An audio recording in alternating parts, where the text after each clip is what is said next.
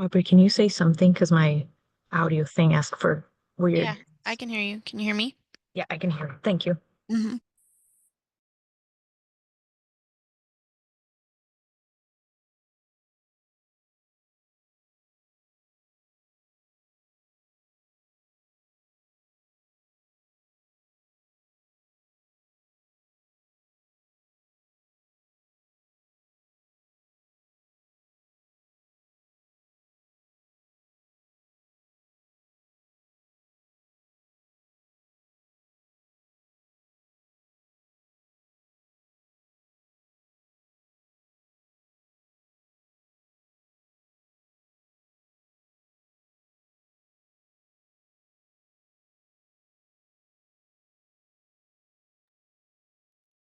Cassie, your applicant hasn't attended or hasn't entered the meeting yet.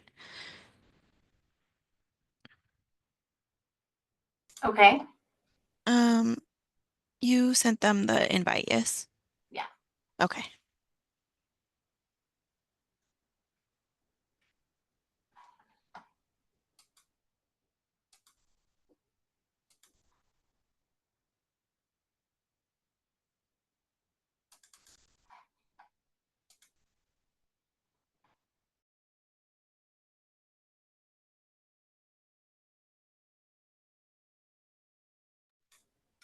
Can you tell if they responded? I don't think I can on my end. So did you happen to share your link with them? I forwarded the invite.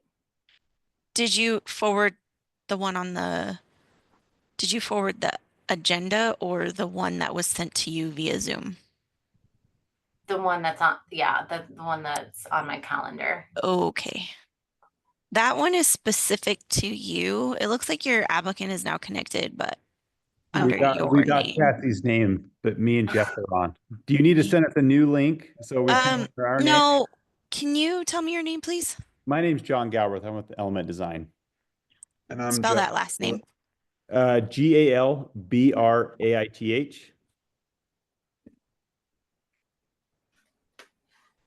Okay, I think we're good.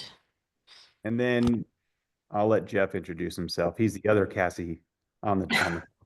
Oh, there's more. There's another one. Hold on. I'm Jeff Grasso of Vesta Realty Partners. Can you turn your camera? Oh, never mind. It is on. There we go. Tell me your name again. I'm sorry. Jeff Grasso with Vesta Realty Partners. Spell that last name for me. Grasso. B as in boy. G as in green. Green. Rasso. Thank you.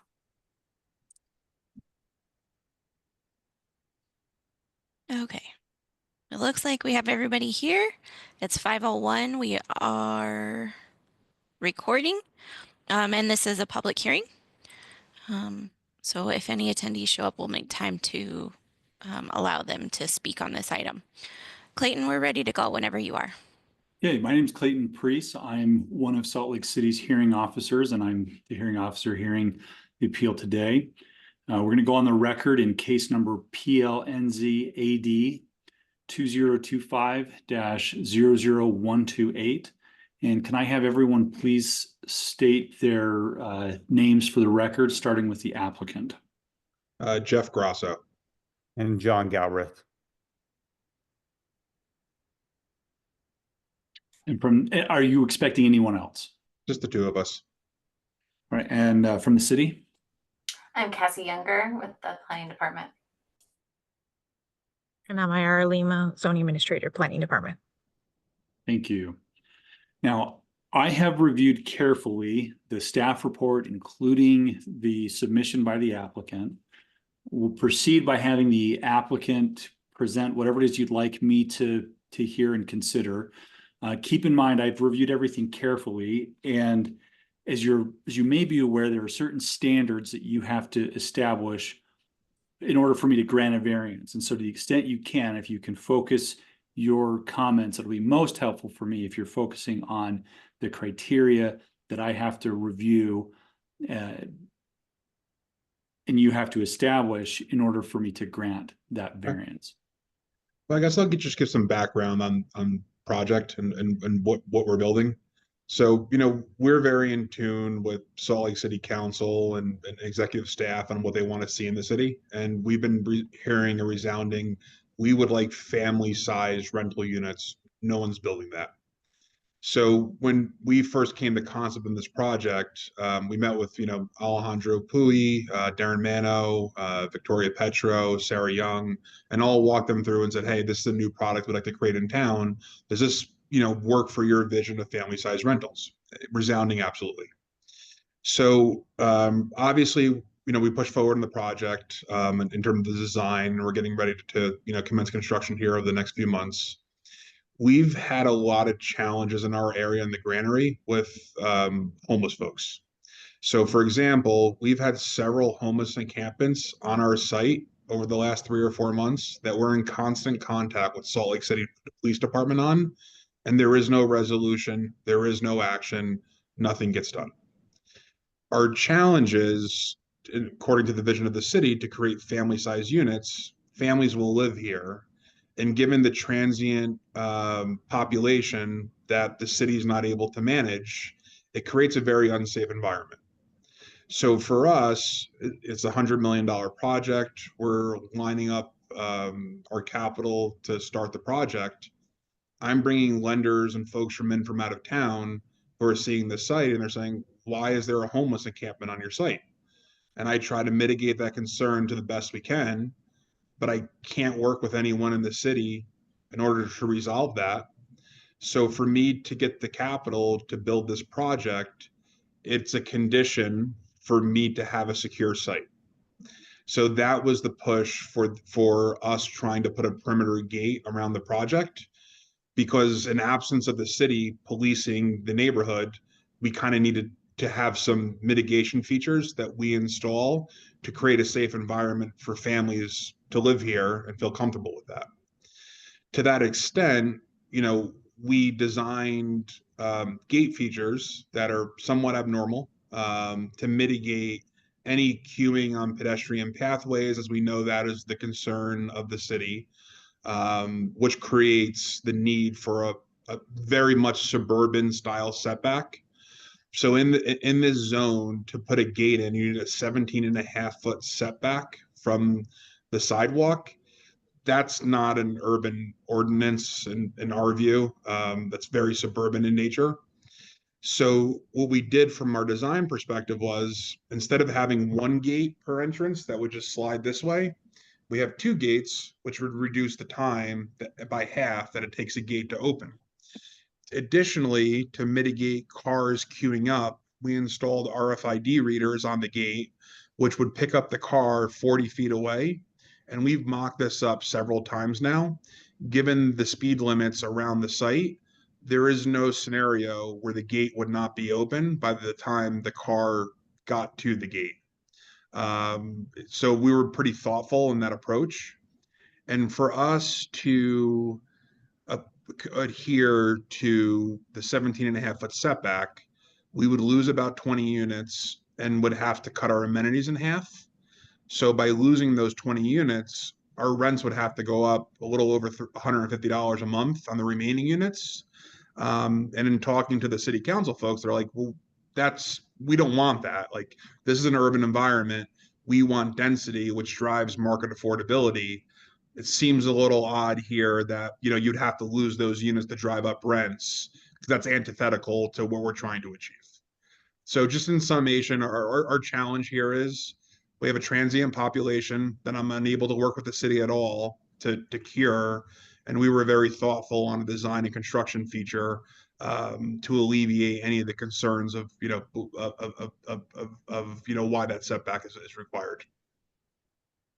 And I just like to add, so, Jeff walked through kind of the design that we've done and the technology. So in essence, the way that the vehicle operates with the gates is the gate in a way is kind of non-existent to the car, because it doesn't obstruct or slow down their path of travel. And, understanding the ordinance, the reason you want the 17.5-foot setback is so that there is a queuing spot for a car to sit and not obstruct the sidewalk. And so with this technology and everything, it makes it so that you know, that gate is never an obstruction to the vehicle. It's mainly just, it's there to keep the site secure when a vehicle is not going in and out of it. So let me ask you some questions, and I'm trying to dial in. And these are the standards for variance that's under Salt Lake City Code 21A 0.18.060, and these are essentially the same thing that's in state law.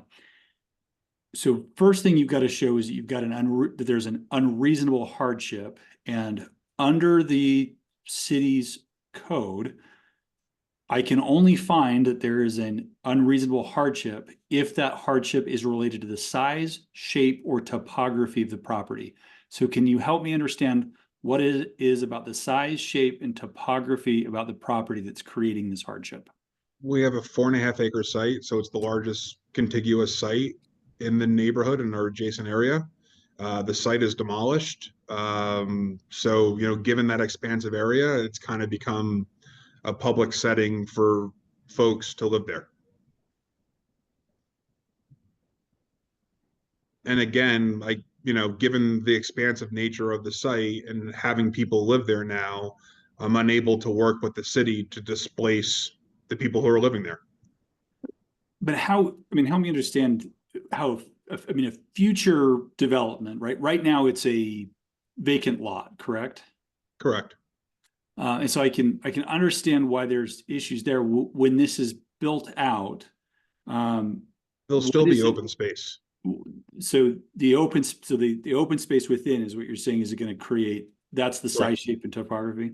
Correct. And where our concern is, we have open space in the project to allow families to recreate, play, go outside. And I can't work with the city to police the transient folks that are on the site. So our view is the same thing happens again in the future. Now, help me understand, how is this, because the other thing I have to find a hardship is that the conditions that you're talking about come from circumstances that are peculiar to the property and not the neighborhood generally. So how is the transient issue different for your property compared to the neighborhood generally? The other properties in our adjacent area don't have a transient population that's residing on their site. We're the only site where that's happening. I think one thing, if you drive the neighborhood, it's any buildings that are there currently are, you know, this is a transitioning neighborhood, right? It was very heavily industrial. It's slowly changing to professional office, restaurants, bars, you know, multifamily starting to come in. All the existing sites, if you go drive it, it's all fenced off, fences with barbed wire up to the property line. And sorry, someone rang my doorbell and my dog likes to freak out. So if you look at the current site, because of those, the existing development standards and patterns, there's nowhere for this transient community to dwell, right? And so now that we're creating open space on our site, it's really the only place in the neighborhood for them to stay. And so that's kind of how we've led us to here, because it's, you know, as things continue to develop, you know, across the street, there's a proposed development that's more of your stacked apartments that you've seen built, you know, numerous times across the city, where they're going to have a podium, very enclosed, units above. Ours is really the only walkable community that's being developed in the neighborhood. And so that's what's causing it.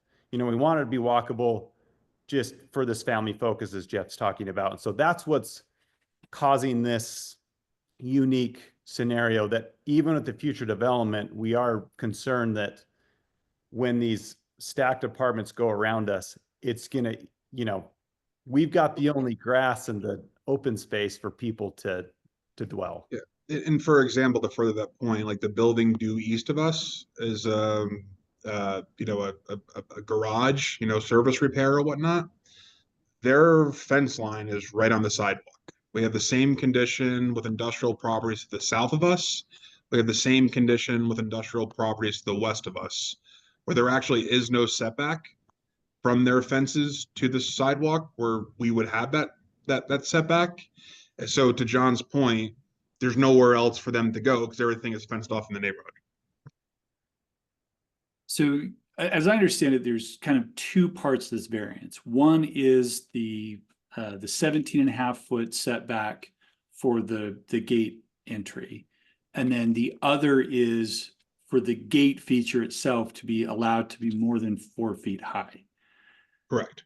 So, I mean, the city's not really saying that you can't fence off the area. They're just saying you have to meet the setback and the gate can't be more than 4 feet high, right? And our issue with a 4-foot high gate, it's easy to jump as a person. So it's more, more of a mental barrier. You can scale 4 feet. And then, the reason for the setback relief to go from 17.5 to I think our smallest is about 7, so about a 10-foot relief, is we lose units, which would increase rents, which again, when we talk to folks in city council, is antithetical to the vision of the city. One of the challenges I have is under the variance criteria, the hardship can't be self-imposed or economic. How is increased rents or challenges with financing, how is that not an economic hardship? Oh, it is. It is. But again, it's something we're trying to do to execute in the city's vision, where we could build an apartment building that wouldn't be the city's vision and not have this issue.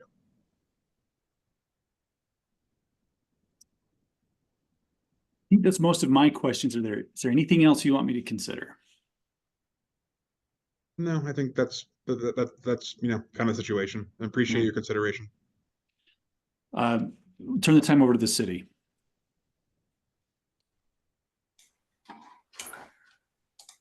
Okay, thank you. I have prepared a brief presentation just on the summary of the staff report, if you feel like that's necessary. Yeah, let's go ahead and go through that. Okay.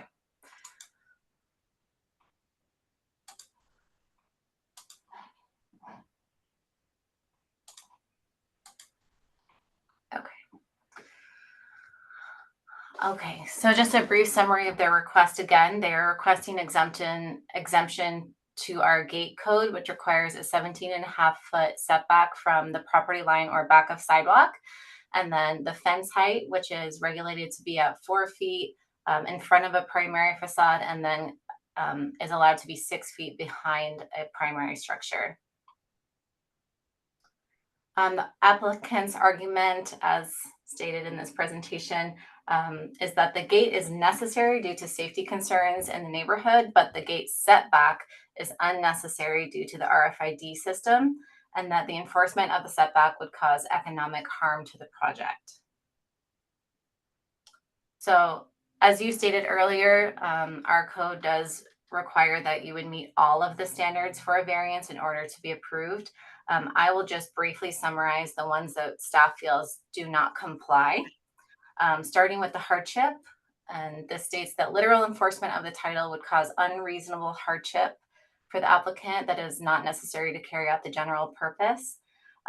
They have stated that this is economic, but staff would argue that there are many ways to redesign the project that would meet zoning with the setback for the gate and wouldn't necessarily result in a loss in density. They're not fully the height in the zone, which is allowed almost up to 105 feet with a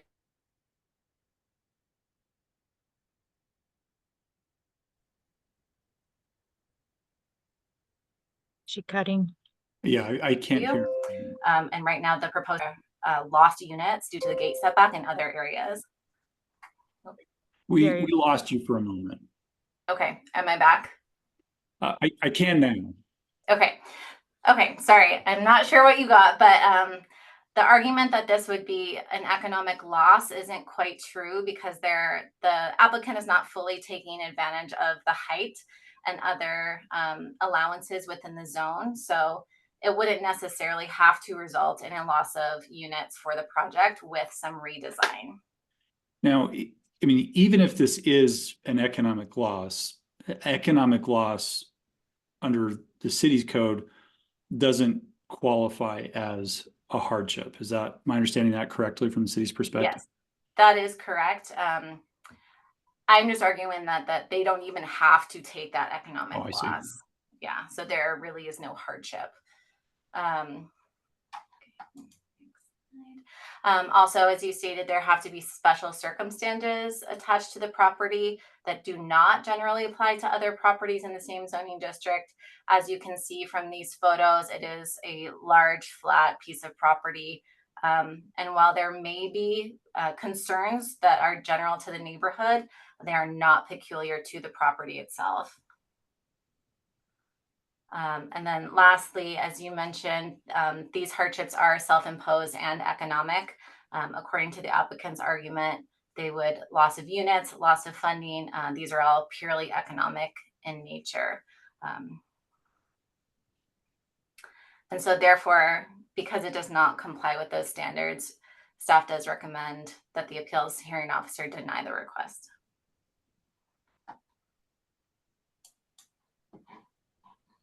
Maya, is there anything that you wanted to add? No, just here to support and answer any other questions that Cassie might not be able to. So I do have a few questions. Looking at the staff report, this is under key considerations, section 2. There's a cite to Salt Lake City Code section 21A.36.070 D. When I tried to pull up that section of code, I pulled up a different section, I think, talking about group homes.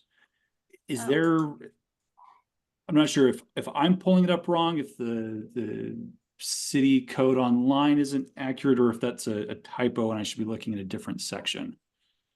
So if you Sorry, could. I just pulled, so it should be the development standards for CG General Commercial District, which as I pull it up now, I noticed that it is 21A 26070. Okay. So I apologize for that. And I can go into those setbacks in question if you have a question on those. So as I understand it, the city's position on this is that under a, let's say IRT decision, is that should that be IRC, International Residential Code, or is it IRT something else?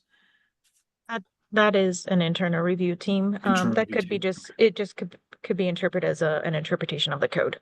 I see. Yep. So under an administrative interpretation of the code, the city only applies the maximum yard requirement of 10 feet to the front yard. Correct. And there's some discussion about there's conflicting zoning. It seems to me that that's really a separate issue than the variance. And that's, I mean, what's in front of me is, can we get an exception to the setback if there's an allegation that for some reason this code's not enforceable? That's not really before me at this time. Correct? Yeah, so I just wanted in the staff report to respond to their argument and their narrative that they're saying that they can't push this building further back because of that maximum 10-foot setback, but really that only applies to front yards. So they have options to push that further back on other streets. So I just wanted to address that argument that the applicant had stated in their narrative. Well, isn't any property line adjacent to a street considered a front yard? So this was no, you can also have it as a corner side yard. Yeah. And isn't corner side yard max setback 10 feet in the CG zone as well? That one's a minimum of 10 feet. Okay. But there's no maximum on a corner setback? Nope, just on the front yards. The other question I had, and I think this was on page, let's see. Yeah, page 13 of the applicants. I think it's kind of a PowerPoint that they submitted as part of the variance. They list two properties, the Randy Apartments and the Olive Apartments, as having setbacks different than what the city is saying needs to be imposed in this case. Can you walk me through that? Is that a question to the applicant or city? No, to the city. Sorry, it's a question to the city.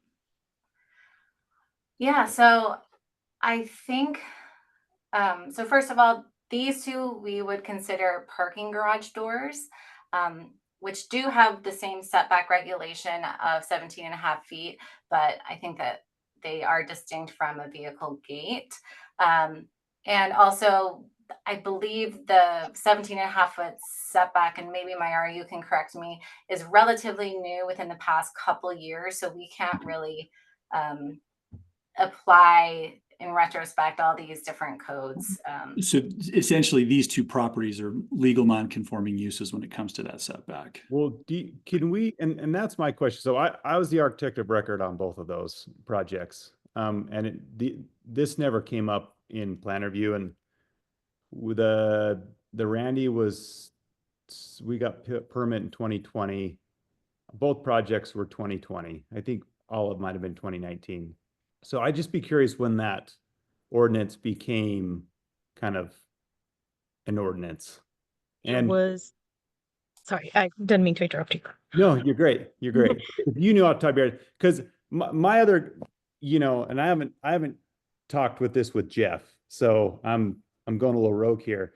But my thought process was that if a gate and a garage door or coiling door are treated differently, we could almost, on our design, is have a wall that comes down at the 10-foot setback and connect the two buildings, and we could have pretty much a single wall and then have a door just like the Randy and Olive instead of a gate. If that would get us around the 17.5 feet, and we could figure out a way how to incorporate that in the design. But I was just curious on that, because when I did the site layout and this came up, I was surprised because I've never had it come up before on any other Salt Lake projects. But this is a little bit unique than I've done before. So that's just why I was just curious if you knew when the ordinance kind of was set in stone. Yeah, so the standard for gates has been in existence for a while. Okay. For the garage door is new, and it was either beginning of this year or end of last year. So the projects you're mentioning, the standard didn't apply. And the reason we put it in place is because they are similar. Yeah. Okay. Yes. All So right. now a door is 17.5 feet as well? Yes, correct.